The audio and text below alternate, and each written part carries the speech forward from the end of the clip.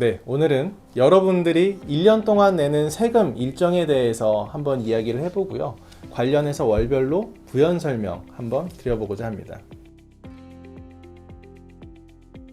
네, 우선 1월은 부가가치세 확정 신고 납부를 하셔야 됩니다. 2월은 면세사업자 현황 신고를 하는 달이고요. 3월은 법인세 신고 납부를 하는 달입니다. 4월에는 부가가치세 예정 신고 납부를 하는 달입니다. 그리고 5월에는 종합소득세 신고 납부를 하셔야 됩니다.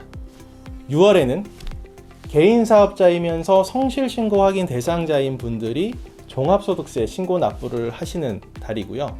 더해서 해외금융계좌 신고를 하셔야 됩니다. 7월에는 부가가치세 확정 신고 납부를 하셔야 됩니다. 8월에는 법인세 중간 예납을 하셔야 됩니다.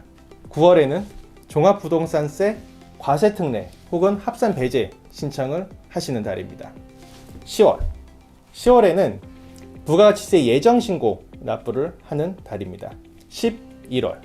11월에는 개인사업자분들이 중간 예납을 하는 달입니다. 12월에는 종합부동산세 신고 납부를 하는 달입니다. 이 외에도 매월 원천세 신고 납부를 하셔야 되고요. 그리고 근로자가 입사하고 퇴사하는 거에 따라서 4대 보험 취득 상실 신고를 하셔야 됩니다. 우선 1월에는요. 1월 25일까지 부가가치세 확정 신고 납부를 하셔야 됩니다. 부가가치세 확정 신고 납부는 개인사업자, 법인사업자 모두 하셔야 되는 겁니다. 부가가치세 확정 신고는 1년에 2번 하게 되는데요. 1월 25일에 전년도 2기분에 대해서 확정 신고를 한번 하게 되고요. 당해연도 1기분에 대해서 7월 25일에 부가가치세 확정 신고를 하게 됩니다. 2월에는 부가가치세법상 면세사업자가 면세사업장 현황 신고를 하는 달입니다. 2월 10일까지 면세사업장 현황 신고를 하셔야 되고요. 더해서 2월에 또 가장 중요한 일이 하나 있죠. 근로자 대상으로 연말정산을 실시하셔야 됩니다.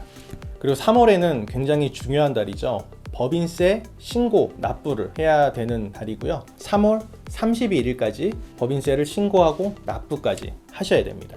4월에는 부가가치세 예정 신고 납부를 해야 하는 달입니다. 부가가치세 예정 신고는 기본적으로 법인 사업자만 하게 되고요. 특정한 경우가 있을 때는 개인 사업자도 예정 신고를 하실 수 있습니다. 예정 신고는 전기분에 대한 반을 미리 내게끔 하는 거죠. 법인 같은 경우에는. 그러니까 세수의 평준화 측면도 있고, 그리고 또 납세자 입장에선 사실 이제 어떤 세부담을 조금 줄여주자고 하는 그런 면도 있고, 이제 가장 중요한 거는 좀 관리를 하겠다는 거죠. 법인은 이제 관리 목적에서 3개월마다 신고를 해라, 정산을 해라, 이런 개념이 되는 거죠. 그러니까 부가세 신고를 하면서 매출 매입 자료가 대부분 다 잡히는 거니까요. 그런 식으로 이제 관리 측면에서 예정 신고 의무를 법인에는 무조건 부여를 했습니다. 근데 법인 사업자라고 해서 다 예정 신고를 하시는 건 아닙니다. 직장 과세기간 공급가액이 1억 5천만 원 미만인 경우에는 예정 신고가 아닌 예정고지 대상자로 분류가 되고요. 예정고지 대상자로 분류가 되고 나서도 예정고지 금액이 50만 원 미만인 경우에는 소액부징수라고 해서 징수를 하지 않게 됩니다. 5월에는 개인사업자분들 혹은 근로소득 외 다른 소득이 있는 분들, 즉 개인소득과 관련된 모든 소득을 한번 정산해서 세금을 납부하는 그러한 달이라고 생각을 하시면 되고요. 5월 31일까지 종합소득세를 신고 납부까지 하셔야 됩니다. 6월에는 개인사업자 중에서 성실신고 확인 대상자에 해당하는 사업자가 종합소득세를 신고 납부해야 되는 달입니다. 6월 30일까지 신고 납부해야 되고요. 개인사업자 중에서 성실신고 확인 대상자라고 하면 업종별로 금액이 정해져 있는데요. 대표적으로 부동산 매매업이나 도소매업 같은 경우에는 1년간 수입 금액이 15억이 넘어가면 성실신고 확인 대상자가 되고요. 그리고 제조업 같은 경우에는 7.5억, 7억 5천만 원이죠. 그리고 부동산 임대업이나 서비스업 같은 경우에는 5억이 넘어가게 되면 성실신고 확인 대상자로 분류가 됩니다. 매출 금액이 크기 때문에 성실하게 세금을 신고하라라는 의미고요. 성실신고 확인 대상자로 분류가 되면 세금을 신고하는 세무사들도 조금 부담이 되는데요. 세무사가 신고한 종합소득세 신고서가 적정한지에 대해서 따로 확인을 받아야 되는 절차가 있습니다. 만약에 이렇게 세무사가 적정하다는 도장을 받았음에도 불구하고 나중에 문제가 생기면은 그 도장을 찍어준 세무사한테도 일정한 어떤 제재가 가해질 수가 있거든요. 그래서 통상적으로는 사실 이 성실신고 확인 대상자가 되기 전에 법인으로 가야 되는 거죠. 의사 같은 사람들, 그런 사람은 다 개인 사업자거든요. 의료법상 법인 설립하는 게 굉장히 어려워요. 그래서 대부분의 병원들은 다 성실사업자라고 보면 되고요. 그러니까 대부분은 법인을 설립을 하게 되는 거죠. 그리고 6월에는 해외 금융계좌를 보유하고 계시다면 해외 금융계좌 신고도 하셔야 됩니다. 해외 금융계좌란 주식, 채권 가리지 않고 모든 금융계좌를 얘기합니다. 7월은 1월과 마찬가지로 부가가치세 확정 신고 납부를 하셔야 되는 달입니다. 8월은 법인세 중간 예납을 하셔야 되는 달입니다.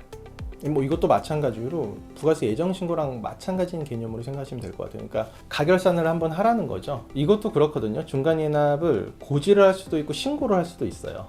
그거는 이제 선택을 할 수 있어요, 법인은.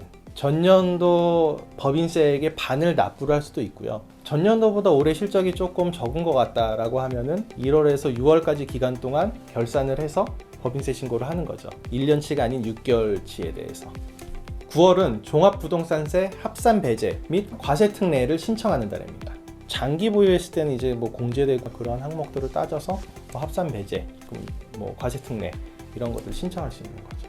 10월에는 부가가치세 예정신고 납부를 하셔야 되는 달입니다. 마찬가지로 예정신고는 법인만 대상입니다. 11월은 종합소득세 중간 예납을 하는 달입니다. 12월에는 종합부동산세 신고 납부를 해야 하는 달입니다. 오늘은 1년 동안 납부해야 되는 세금 스케줄에 대해서 얘기를 해봤고요. 더 자세한 사항 혹은 궁금하신 사항이 있으면 댓글로 남겨주시면 성심껏 답해드리겠습니다. 감사합니다.